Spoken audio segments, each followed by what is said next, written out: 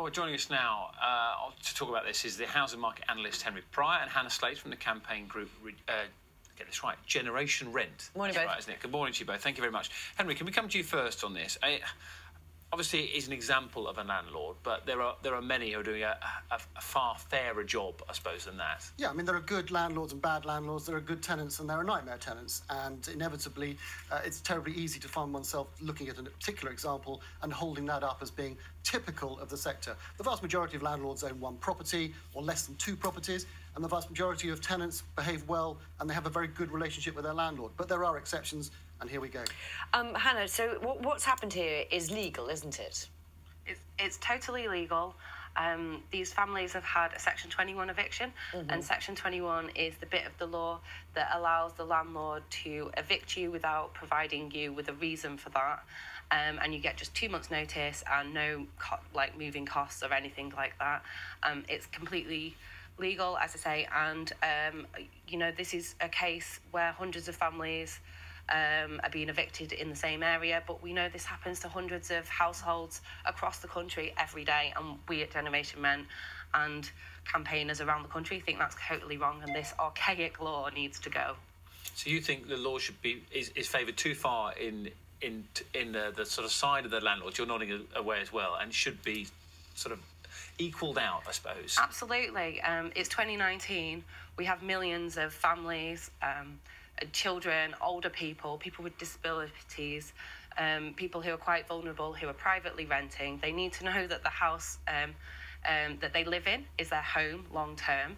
We can move to a much better, more modern system like most of Europe has, like Scotland. So, for example, open-ended tenancies where you can stay for as long as you want, but you're not locked into a contract. And as long as you're paying the rent, doing nothing wrong, then you can continue to live there. What's wrong with that? Let's put open-ended to Henry Pryor. What do you think of that? Well, I'm nodding, Louise, because yes, we need to get the balance right between landlords and tenants, and there has been an argument that the balance of power has not been where it should be. The Labour Party have been looking at just this sort of balance last week. The Centre for Social Justice over the weekend, which is a right-wing leaning think tank, has come out with similar suggestions for changes. It's really easy to get it wrong again. We have to remember, 100 years ago, just 17% of the population owned their own home. The majority of us were tenants. We've seen a huge explosion of home ownership and perhaps forgotten about the rights of tenants and the responsibilities that landlords have to those tenants. But now that we see so many more people coming into the private rented sector, it's a demographic that politicians can't ignore, and as a result, we can see that that demographic needs to be sorted out. I want to ask you that question again, though. So what about an open-ended tenancy? Fixed-term tenancies, extending the length of the tenancy above the traditional 1 year, I think most people would support. The idea of having indefinite tenancies would mean we'd have to check very carefully about what the balances were, and checks for landlords were concerned, so that we ensured that landlords had the ability to be able to sell up, for example, when they wanted to, and could bring a tenancy to an end, but doing so fairly and equitably, so that the tenant isn't just thrown out onto the street. I'm sure there's a way, though, of finding a balance, isn't there, so that a landlord could still do that, or evict a tenant if they were causing damage, or, you know, impossible for others who are in a block of flats, or whatever that might be, in the house next door, and yet still be able to look after the tenants. Absolutely. I mean, there's under Section 8, you can get rid of tenants and remove tenants who are at fault, who are in arrears, who are causing antisocial behaviour. That bit of the law stays exactly the same.